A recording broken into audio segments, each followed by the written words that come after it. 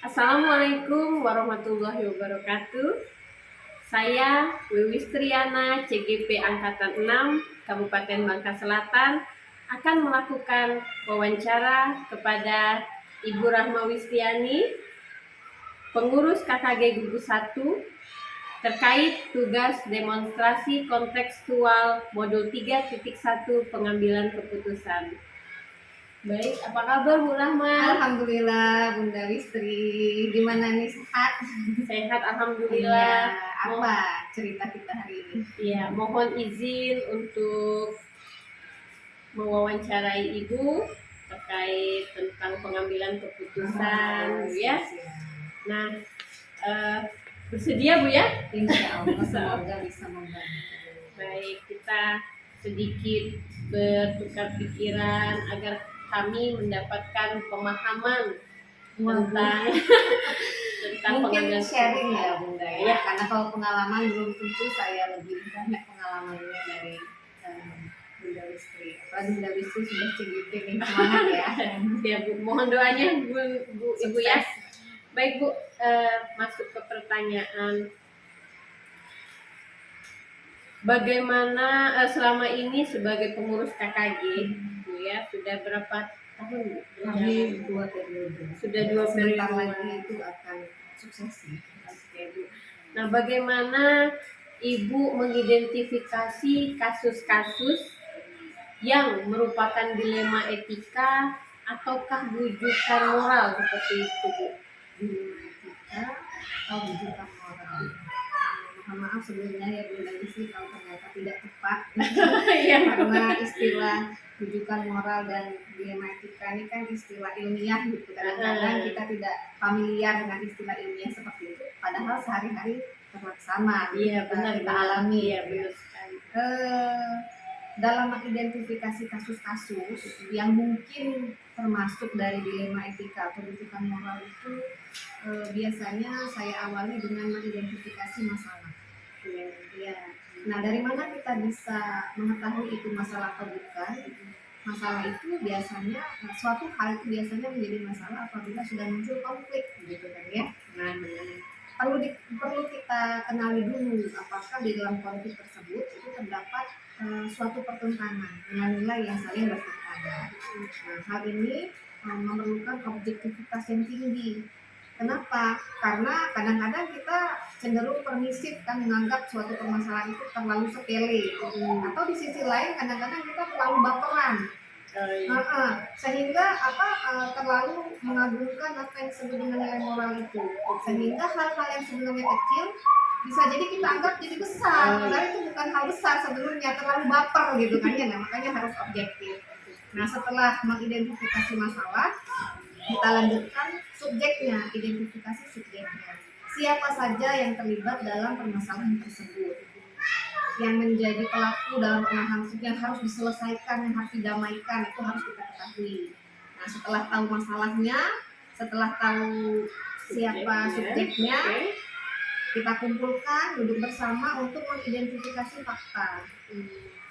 Dalam menggali fakta ini tentu jangan sampai berdasarkan katanya. Penting untuk duduk bersama dalam menggali fakta agar benar-benar diketahui dari semua pihak yang terlibat langsung apa, mengapa, dan bagaimana masalah tersebut bisa terjadi. Nah, setelah itu kita mengidentifikasi nilai. Masalah yang terjadi itu termasuk pelanggaran hukum atau pelanggaran kode etik. Misalnya di kasus Sambo itu kan ada yang masuk pidana, ada yang masuk pelanggaran kode etik saja. Dalam kita sebagai pendidik dalam keseharian juga seperti itu. Kadang-kadang itu memang sudah masuk, misalnya guru tidak disiplin, itu sudah masuk pelanggaran hukum kan, maksudnya hukum dalam hal ini peraturan yang berlaku bagi kita tenaga pendidik. Tapi misalnya guru itu tidak pernah mengajar ya tadi ya, tapi kalau guru itu misalnya dia itu bermasalah dalam cara berbicara, cara menghukum siswa atau bersikap itu kan masuknya ke kode etik. Itu berbeda tentu saja, perlu diidentifikasi. Nah, kemudian kita perlu mengidentifikasi kadar nilai benar salahnya atau pertentangan antara kebenaran dan kesalahan tersebut, sementara nilai kesalahan itu sendiri.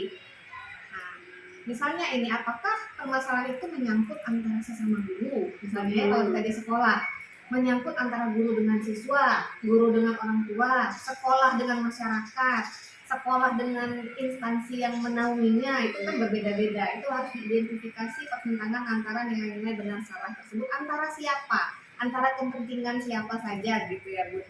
Nah, setelah semuanya diidentifikasi baru merumuskan solusi.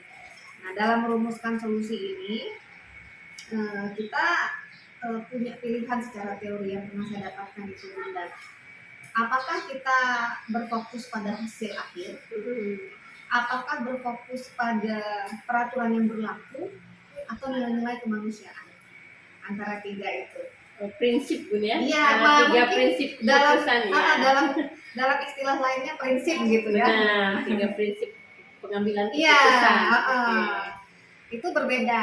Nah, tidak ada yang salah benar Bun dalam pemilihan prinsip ini, tergantung konteks masalahnya apa. Ada memang masalah yang kita mau tidak mau harus merujuk pada apa tadi Bun yang Hasil akhir. Hasil akhir. Oh, iya. Misalnya hasil belajar siswa, mau tidak mau visi misi sekolah harus merujuk pada hasil belajar siswa. Tinggal bagaimana proses yang dilewati untuk mendapatkan hasil akhir itu kan. Target lulusan SD kita ini pengennya berapa gitu kan ya. Nah, itu harus merujuk pada situ. Namun ada memang masalah yang harus merujuk pada peraturan. Misalnya pelanggaran guru. Jika ada guru yang melakukan pelecehan seksual, maaf ya, itu tidak bisa ditoleransi, harus merujuk pada peraturan. Nah, ada yang nilai-nilai kemanusiaan, misalnya antar siswa atau konflik antara sekolah dengan siswa. Ada orang tua yang tidak mendukung kita sepintas seperti mendukung kegiatan sekolah. Padahal sebenarnya bukan tidak mendukung, dia memang tidak perlu atau tidak mampu atau tidak memahami kebenaran itu kan harus ada toleransi, harus memahami nilai-nilai kemanusiaannya. Nah, itu mungkin buat. Tapi ada juga permasalahan yang kombinasi antara tiga hal tersebut. Saya tidak tahu, mungkin Bunda sebagai CGP mahasiswa rupanya prinsip namanya. Iya, prinsip. Prinsip ya. Nah, setelah dirumuskan solusi,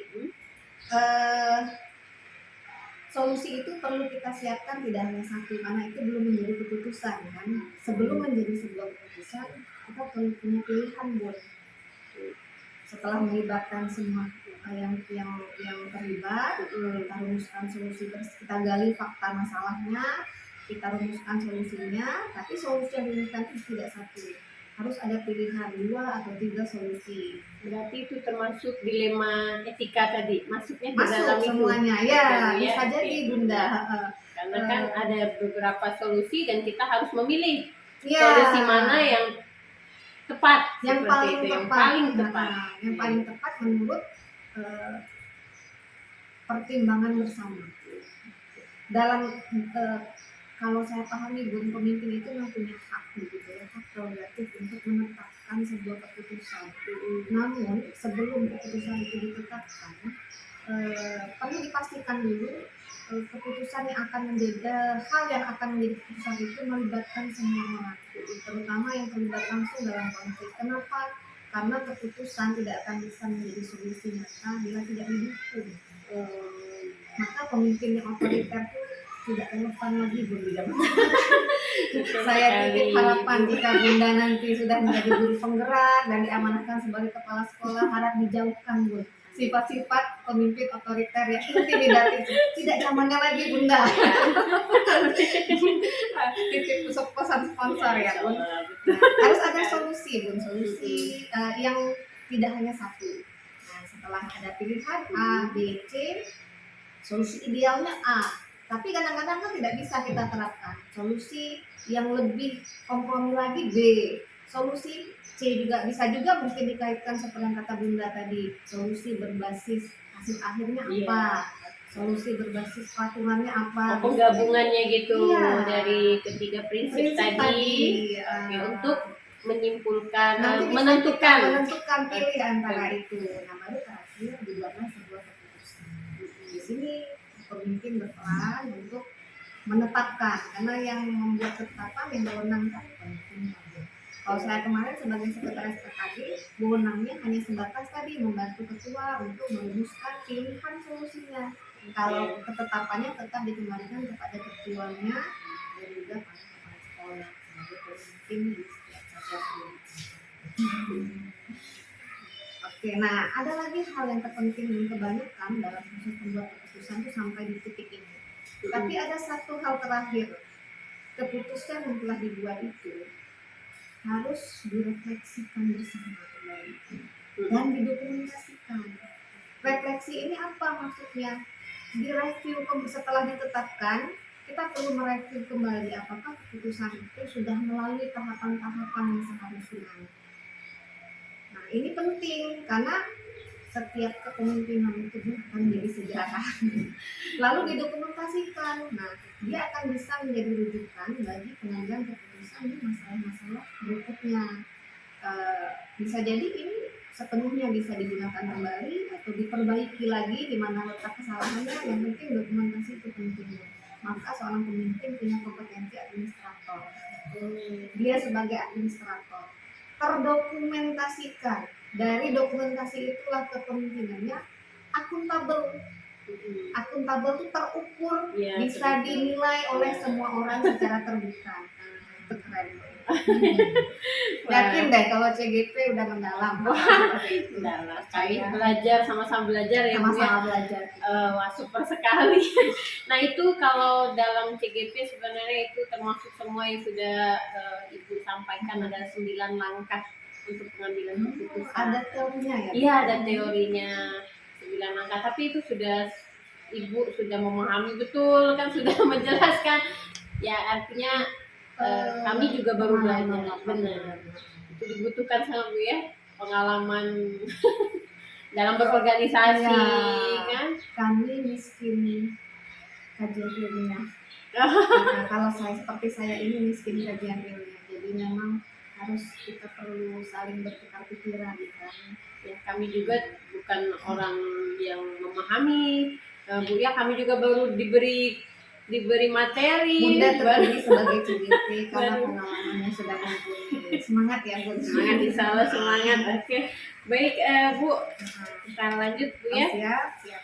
Nah, selama ini Bu, bagaimana Ibu menjalankan pengambilan keputusan, terutama untuk kasus-kasus di mana ada 2 opsi tadi, Iya. ada 2 pilihan yang sama-sama benar dan mengandung nilai kebajikan. Pertanyaan Bunda ini membuat saya teringat kembali tadi. Apa yang Bunda bilang prinsip ya? 3 prinsip, 3 prinsip keputusan pengambilan ya. keputusan. Hasil akhir, Peraturan dan satunya ya. Nah, kalau saya Bu dalam dunia KKG itu kan yang terlibat itu guru-guru, kepala sekolah. Nah, kalau saya di sekolah sebagai guru, yang terlibat antar guru dan siswa serta orang tua. Nah, dalam konteks masalah yang saya hadapi dalam perkakagian maupun kapasitas saya sebagai guru di sekolah, hasil akhir itu hanya saya jadikan sebagai target, tapi bukan rujukan utama dalam mengambil keputusan. Nah, kemudian karena saya bergerak, kita sama-sama kan, sama-sama guru, dunia guru kita sama paham guru. Peraturan itu lebih ke upaya untuk mengontrol hal-hal yang supaya tidak terjadi pelanggaran terlalu jauh kan. Jadi kalau saya kombinasi antara peraturan dengan nilai-nilai kemanusiaan. Di dunia pendidikan ini Bunda, terutama berkaitan dengan siswa dan orang tua, tidak ada hukum yang saklek kan. Kadang-kadang peraturan sekolah bertentangan dengan kenyataan yang dihadapi oleh masyarakat kita. Ada siswa Bunda tidak bisa masuk berhari-hari karena ikut ayahnya bekerja di tempat yang jauh, belum punya uang untuk pulang ke rumahnya yang dekat dengan sekolah. Seminggu Bunda. Nah, bagaimana kalau Bunda? Kalau kita berbasis pada peraturan, terancam dikeluarkan anak itu. Tapi apakah kita sebagai pendidik dikatakan berhasil kalau mengeluarkan anak dengan demikian? Itu ada nilai toleransi. Termasuk jika guru ada guru yang sakit, benar-benar sakit, tidak bisa melaksanakan kewajibannya, langsung dipecat. Kan perlu ada solusi lain. Apa tidak dihargai pengabdiannya sebelum beliau sakit selama ini? Ada guru-guru yang sudah mendekati pensiun, sudah sulit menyesuaikan diri dengan IT. Apakah kita langsung coret dari semua? Kan tidak mungkin. Itu kalau saya dalam pengambilan keputusan di dalam dunia perkakadian maupun sebagai guru, kombinasi antara merujuk kombinasi antara peraturan dengan nilai Aturan berarti ketiganya tetap jadi masuk. pertimbangan seperti Tetap itu jadi ya. pertimbangan. Iya. Kalau hasil belajar siswa tetap hasil akhir kan, Hasil akhir, ya. acuannya. Karena itu memang sesuai gitu ya, Visi-misi, harus visi misi kayak gitu ya. Tupoksi kita sebagai guru. Oke, Bu. Pertanyaan ketiga, langkah-langkah atau prosedur seperti apa yang biasa Ibu lakukan selama ini dalam pengambilan keputusan tersebut? Sepertinya ini mirip dengan yang Pertama ya, tadi ya. Berarti langkah-langkah. Identifikasi masalah, Oke. subjeknya, faktanya, dan nilai-nilai yang bertentangan dalam konflik Oke. tersebut. Setelah diidentifikasi semuanya, dirumuskan solusi, dibuat pilihan solusi, ditetapkan. Lalu refleksi. Iya, Refleksi. Oke, dilakukan berarti- refleksi dan dokumentasi. Terus pertanyaan keempat, hal-hal apa saja, Bu ya, yang selama ini Ibu anggap efektif dalam pengambilan keputusan pada kasus-kasus dilema etika yang efektif? Oke, ini hal yang sederhana Bunda, tapi ternyata tidak mudah diterapkan. Karena kita sebagai manusia ini antara pengurus KKD, antara kepala sekolah, antara sesama guru, antara orang tua punya kecenderungan. Manusia itu kan punya kecenderungan hati. Iya. Nah, kalau kecenderungan hati itu diturut-turut ya, kita tidak bisa objektif. Padahal objektivitas itu adalah kunci dari menyelesaikan masalah. Hal yang paling efektif dalam menyelesaikan semua permasalahan, terutama dilema yang disebut dengan istilah dilema etika tadi ya, adalah duduk bersama. Kalau terjadi konflik, duduk dulu bersama. Siapa saja yang berkonflik, duduk bersama.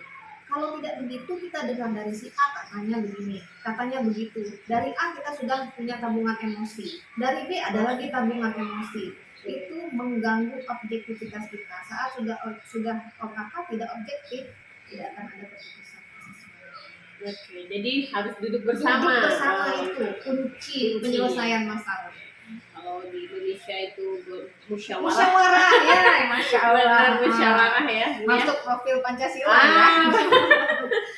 Nah, itu pertanyaan kelima. Nah, dalam pengambilan keputusan itu kan pasti ada tantangan ya, Bu. Ya. Ya, pasti itu ya, segala macam pengambilan keputusan. Nah, menurut Ibu dalam pengambilan keputusan kasus dilema etika ini tantangannya apa, Bu?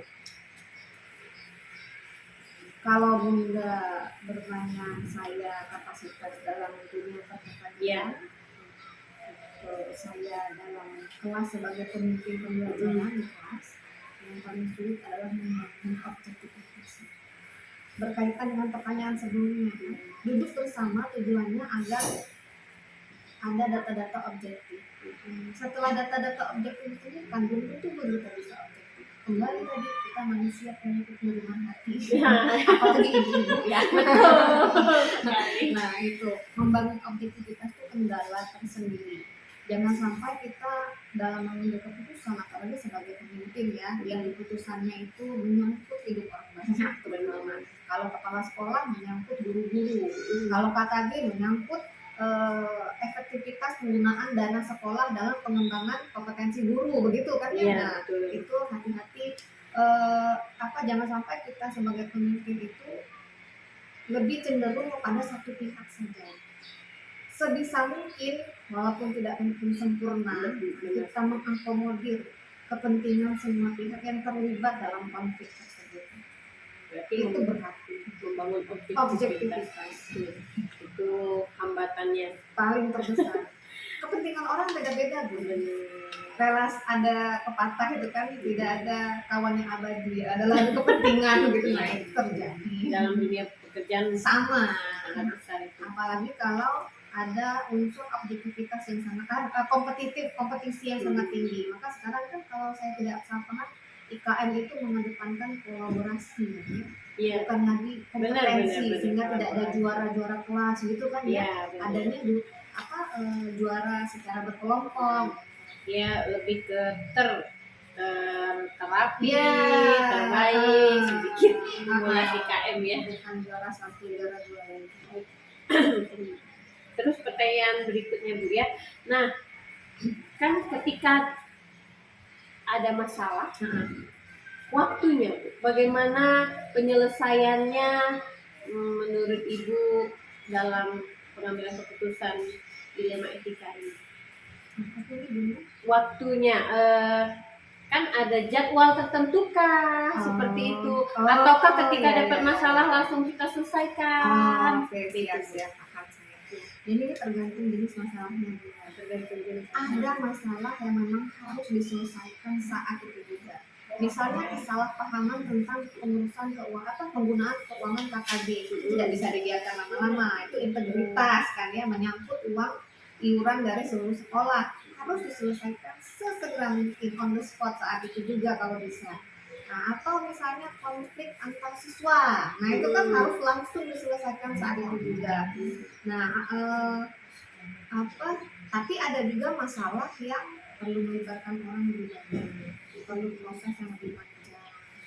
Nah, misalnya penyusunan program KKB, ada kesalahpahaman, itu tidak bisa on the spot, kita harus gali dulu pelan-pelan sebenarnya kesalahpahamannya letaknya di mana. Undang dulu baik-baik siapa yang perlu diundang, bicarakan duduk bersama gitu kan ya. Misalnya juga ada kadang-kadang masih kita temui kan orang tua yang tidak mendukung anaknya sekolah. Benar, ekonomi itu tidak boleh sekolah, lebih baik anak pekerjaan semua. Itu hak orang tua karena anak tetap milik orang tua. Kalau kewenangan sekolah itu terbatas, biar bagaimana. Makanya bukan berarti kita berlepas tangan. Perlu ada pendekatan, perlu ada proses yang kita usahakan agar pada akhirnya anak tersebut tetap bisa mengenyam pendidikan. Nah, masalah seperti ini, pertentangan yang seperti ini tidak bisa diselesaikan saat itu juga. Terjadwal, dibahas dulu misalnya dengan seluruh guru, dibahas dengan stakeholder terkait ya, perangkat desa, komite, apa yang bisa dilakukan itu perlu terjadwal, tidak bisa. Jadi saya simpulkan jadi dia tergantung jenis masalahnya. Berbeda. Kalau dalam teorinya itu lebih ke 4 paradigma. Apa itu? 4 paradigma itu individu lawan masyarakat, rasa keadilan lawan rasa kasihan, kebenaran lawan kesetiaan, dan jangka pendek jangka panjang. Ya, Bunda, Masya Allah. Mungkin 4 paradigma itu menyangkut itu. Menjadi rujukan saat memilih timing penyelesaian masalahnya. Baik Bu, terus pertanyaan berikutnya Bu ya, adakah seseorang atau faktor-faktor apa yang selama ini mempermudah Ibu dalam mengambil keputusan dalam kasus-kasus dilema etika ini? Kalau sebagai pengurus KKG spesifiknya, kekompakan antara pengurus, terutama pengurus inti dan kerja sama kepala sekolah itu sangat mendukung.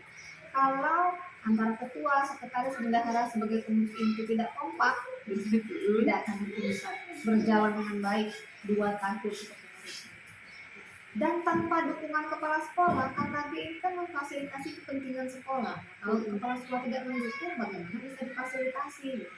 Nah, itu kan yang susah tadi menjalin, membangun objektivitas. Tapi yang mendukung adalah, yang paling efektif adalah yang paling berpengaruh adalah dukungan kepala sekolah dan kekompakan pengurus KKG itu sendiri. Berarti orang-orang di sekitar ring satunya. Nah, intinya gitu ya. Ya, kalau kita di sekolah nih tentang dulu saling menutupi bukan berarti membiarkan masalah, kan kita saling menutupi untuk menjaga kehormatan, tapi dibarengi dengan saling membangun. Baik Bu. Nah, ini pertanyaan terakhir Bu ya. Dari semua hal yang telah kita bicarakan, diskusikan ya, pembelajaran apa yang dapat ya kita sama-sama petik dari pengalaman dari pengalaman ibu mengambil keputusan di dalam masalah dilema etika itu. Oh ya, sebelum masuk ke pertanyaan terakhir, mohon izin Bunda. Ada satu lagi Bun, selain faktor yang mendukung, membantu dalam membuat keputusan itu selain kekompakan antara ring satu kita ya, adalah SOP. Dalam berorganisasi kita tetap perlu standar operasional pelaksanaan. Meskipun itu tidak kadang-kala tidak bisa mutlak kita ikuti, tapi harus ada rujukan SOP. Berarti seperti pegangan gitu Nah, ya. dengan adanya SOP yang disepakati bersama, lebih mudah melaksanakan, membuat keputusan yang sesuai, tidak memunceng kemana-mana. Baik. Kemudian tadi itu ke pembelajaran ya pembelajaran yang saya bisa simpulkan dari hal-hal yang dialami di atas itu ya. Jadi menjadi kesempatan menjadi pengusaha itu tidak kita dapatkan dari perkuliahan kan ya. Itu benar-benar pembelajaran nyata bagaimana menjalankan suatu tugas yang mungkin itu bukan sesuatu yang besar, kita lebih besar dari sekolah kita, kepentingan yang besar dari sekolah kita. Yang disebut, yang Bunda sebut dengan istilah dilema etika dan buku moral itu memang fakta empiris yang benar-benar terjadi dalam dunia pendidikan. Mungkin di semua aspek kehidupan memang ada kan hal seperti itu. Nah, itu saya alami sendiri. Nah, kemudian yang kedua, untuk mengatasi itu seorang pemimpin harus memiliki dua kompetensi yang mumpuni. Semua kompetensi harus dimiliki, tapi yang paling utama dalam menyelesaikan dalam konteks dilema etika dan moral ini adalah kompetensi kepribadian dan sosial. Kepribadian dan sosial. Profesional Bun, sekarang banyak orang pintar, tapi belum tentu bisa bijaksana. Maka tidak semua bisa menjadi pemimpin. Pemimpin itu adalah orang yang bisa mengorganisir orang pintar. Orang pintar belum bisa mengorganisir menjadi pemimpin. Kepribadian dan sosial itu. Karena tadi pun kembali kan tidak semua itu bisa disaklakkan menurut peraturan, dan juga toleransi. Nah, ada satu lagi Pun, sebagai pemimpin terkait dengan materi konteks mengambil keputusan, harus memastikan dalam mengambil keputusan itu semua tahapannya dilaksanakan. Kembali tadi, jangan sampai otoriter. Ada masalah langsung tetapkan solusi tanpa ada tahapan-tahapannya. Kepemimpinan yang meninggalkan luka Bun. Benar. Istilah Benar. Pemimpin boleh terluka Bun, tapi dia tidak boleh melukai. Itu dicatat ya Bun.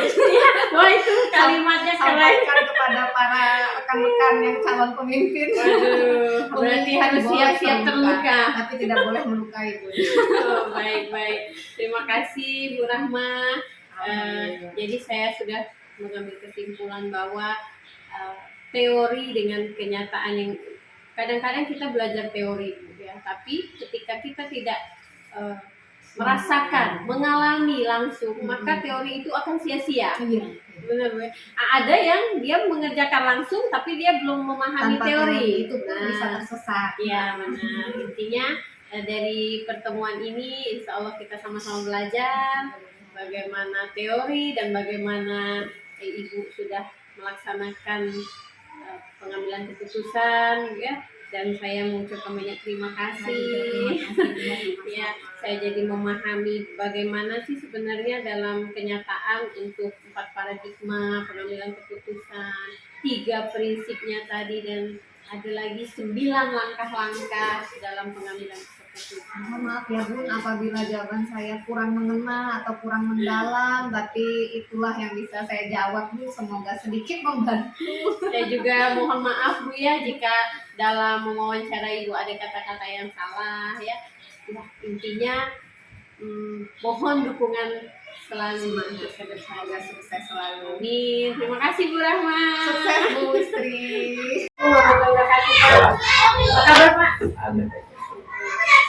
Terima kasih Pak atas waktunya bersedia diwawancarai dalam tugas IPP yang akan dilakukan di modul 3 yaitu pengambilan keputusan.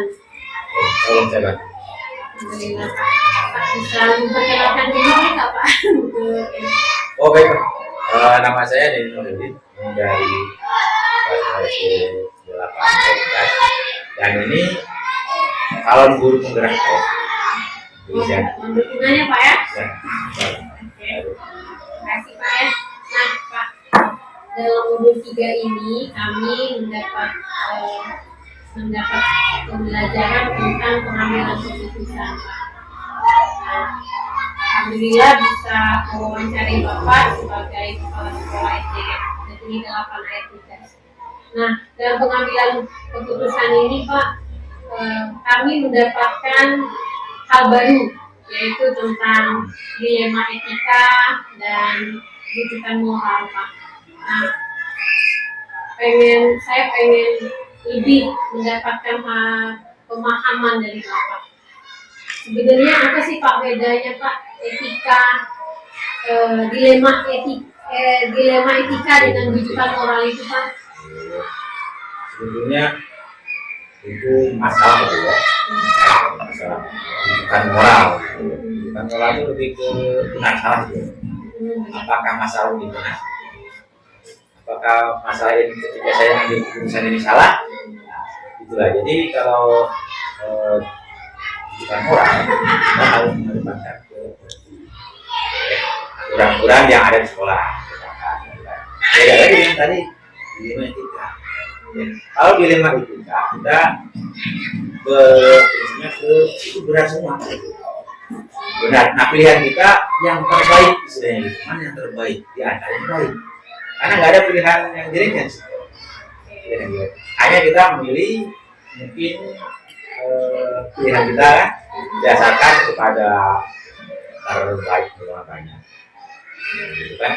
Jangan dulu rasa kasihan.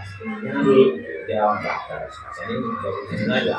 Tapi ambil ke terbaik makanya. Di sini. Berarti Pak itu lebih dengan prinsip yang hasil akhir Pak ya. Jadi untuk orang banyak. Berarti ada beberapa opsi penyelesaian masalah dan kita harus mengedepankan orang banyak. Orang banyak, kebaikan untuk orang banyak maksudnya. Kebaikan. Berarti itu dilema etika. Sedangkan rujukan moral tadi mengedepankan ke aturan-aturan yang ada. benar atau salah? Ya, benar salah. Apa ini menurut aturan benar apa salah? Kalau saya ambil keputusan ini menurut aturannya benar apa salah? Aku udah ada aturannya belum di sekolah ini. Nah, terus Pak, dalam pengambilan keputusan dilema etika, kan Bapak menyatakan kasus bersama Pak ya. Ada dalam masalah itu dua keputusan yang sama-sama penting seperti itu Pak. Nah, bagaimana Pak? Bapak apakah mengambil nilai-nilai kebijakan kebajikan Pak? Ada nggak yang seperti nilai-nilai kebajikan yang harus Bapak ambil dalam memutuskan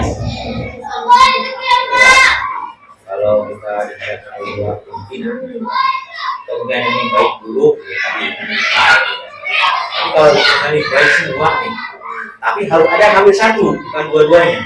Itu yang anehnya. Duanya baik, tapi kita ambil satu. Itu yang berat. Yang pertama kita lihat dulu apa, kemana arahnya. Kalau arahnya ke kebaikan kebahagiaan. Yang kedua nanti apakah ini kalau kita ambil keputusan ini tepatnya bakal membawa perubahan, kan? Secara cepat atau lambat, ada waktu yang menunggu bisa, kan? Semuanya baik, tapi yang terbaik juga pilih yang terbaik. Di antara analisis dulu. Analisis itu kasusnya gimana gitu kan? Akhir barunya kita ada kritik orang tapi tetap diangkat nilai-nilai kebajikan yang bertanggung jawab kita. Jelas itu ya. Jelas karena udah ambil keputusan, kita bertanggung jawab dalam keputusan tersebut. Ya. Tanpa jangan salahkan, Pak. Apa? Kita mengambil keputusan, kita bertanggung jawab dengan keputusan. Nah, ini saya pengen tanya Pak ya, karena saya juga belakangan nih Pak ya merasa banyak sekali dilema Pak ya.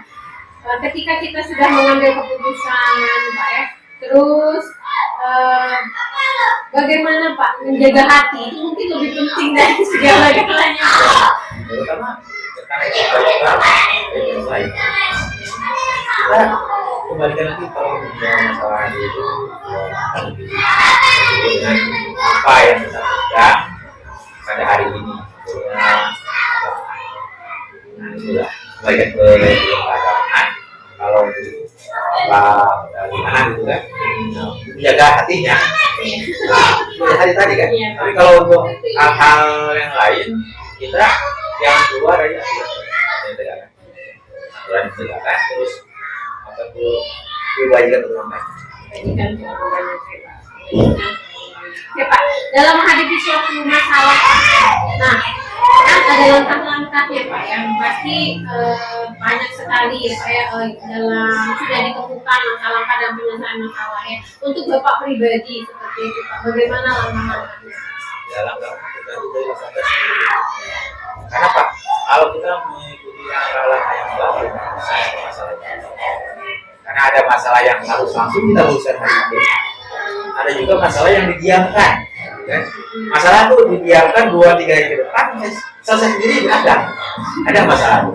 Selesai dengan sendirinya tanpa dikerjakan, tanpa ada selesai sendiri. Nah ini langkah-langkahnya tergantung kepada masalah itu sendiri. Yang timbul. Itu aja. Jadi bisa juga dengan Bapak mungkin kalau orang banyak pasti ada masalahnya itu Pak ya. Itu masalahnya jelas dong. Kan langkah-langkahnya kali identifikasi masalah ini. Apakah masalah ini untuk orang banyak, apakah hanya pribadi sendiri, pribadi siswa, pribadi orang lain. Nah setelah itu baru kita musyawarahkan orang banyak. Ambillah jadi masalah itu bagi kita. Nah inilah yang paling berat adalah menyelesaikan urusan itu untuk tegak. Itu susah. Ya ada goyang Pak ya. Nah ini Pak pertanyaan berikutnya ini Pak.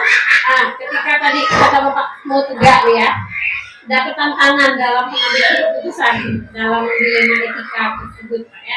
Nah hal-hal apa saja Pak yang Bapak lakukan untuk menegakkan tadi Pak biar tidak goyang? Yang pertama kali selincingan. Ingatan bahwa ini setelah kita putuskan. Yang keduanya kita tulis. Aturan. Aturan. Contohnya kita tuliskan. Ini aturan ini begini, tanggal sekian kita akan aturannya biar sebagai keputusan sekolah. Notulen gitu Ya. Pak ya? No, lebih daripada notulen. Keputusan itu lebih daripada notulen. Kalau notulen kan catatan kita kecil. Kalau kita mau keputusan, diambil kepada tuliskan kalau sebelum keputusan ini sebagai keputusan.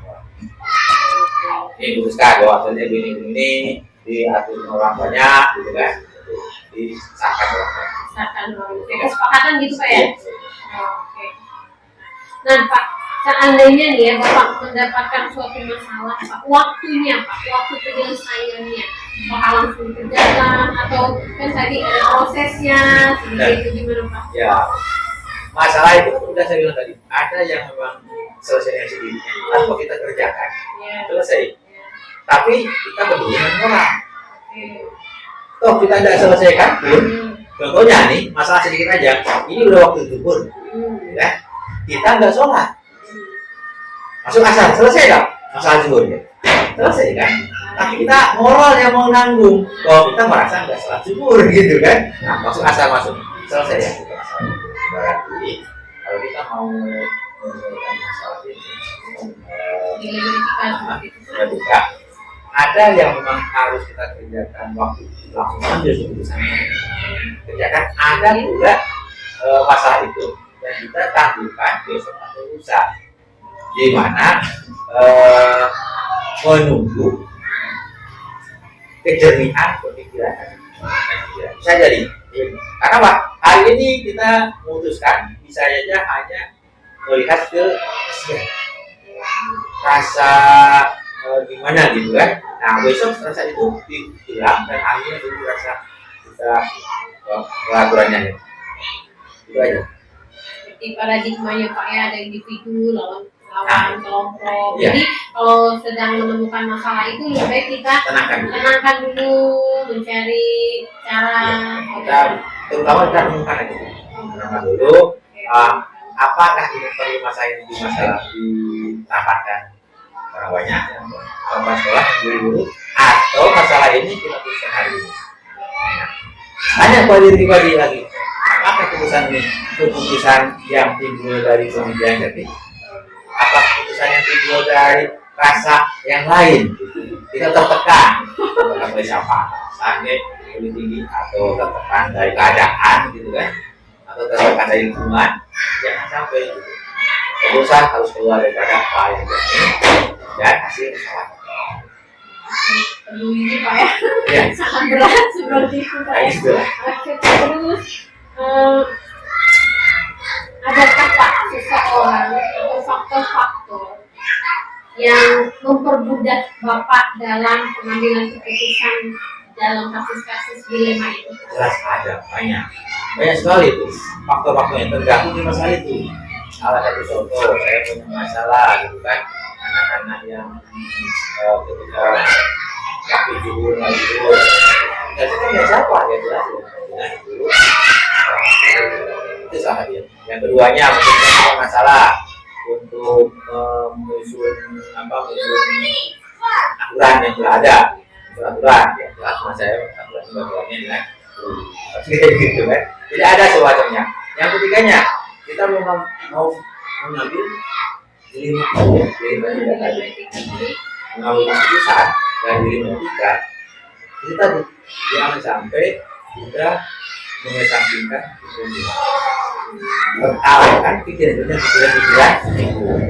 yang karena seorang pemimpin kalau kalah pikiran jadinya dengan itu kita sendiri gagal menjadi egoistis, gagal menjadi. Nah itu, jadi tergantung masalah itulah kita akan mencari bantuan orang lain. Mau berapa? Contohnya kalau masalah sekolah, kita sekolah. Kalau masalahnya individu mengenai hanya bisa selesai dengan olahraga, kita mencari solusi dengan olahraga. Jadi itu. Jadi dari pembicaraan hari ini saya memahami perbedaan antara dilema etika dan etika moral, terus juga Bapak sudah memberikan gambaran juga tentang langkah penyelesaian suatu masalah dilema etika, dan juga tadi menyangkut dengan ke orangnya Pak ya. Nah Pak, dari yang sudah kita bicarakan ya Pak ya, bisakah Bapak memberi saya semacam apa ya Pak ya, semacam pesan seperti itu tentang pengambilan keputusan dilema etika? Ya, singkat saja pesan mudah ke depannya tadi jangan pesannya bukan untuk dia, perangkan saja atau benturkan saja dalam pikiran kita baik dan buruk. Dengan apa nanti akan dilawannya pasti rasa harus tekan ya, rasa harus tekan, ego tekan, dan baca aturan itu aja, podcast ya itu aja. Pesannya saya itu aja ya, pesannya jadi rasa tekan, ego tekan, tapi terbatas ya, dalam aturan yang ada di waktu itu.